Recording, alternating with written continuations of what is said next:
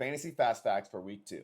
I did the math on this morning, and just an insane stat. Brian Thomas Jr. had the lowest catchable target rate of Week 1, and yet Trevor Lawrence, targeting anybody else, was number 1 in the NFL. Kansas City is 32nd last against receivers in the slot, but they were second best against outside receivers. We saw this play out in Week 1, and now A.J. Brown is going to be shadowed by Trey McDuffie, and DeVonta Smith is going to be in the slot. All offseason, two coaches seen as very run-heavy, number 1 in pass rate over expected in Week 1, and number 2. Kamara led all running backs in targets per game last year and had a 21% target share without Rattler. But then Week 1 with Rattler, he had a 4% target share, and last year with Rattler, in a month span, 10%.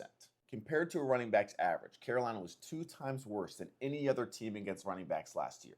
ETN got him Week 1, James Conner's Week 2. If you liked McLaurin in the preseason, I wouldn't say this drop-off is enough to freak out, especially when that route rate was really low last year, and now it's really high, one of the best in the NFL. New defensive coordinator, but Dan Campbell's still there, and they're still running a ton of man coverage. They were number 1 in man coverage rate last week, and when you have a scrambling quarterback like Caleb Williams, they're going to scramble a lot more against that man coverage. He had 2 times as many scrambles last week as he did on average last season.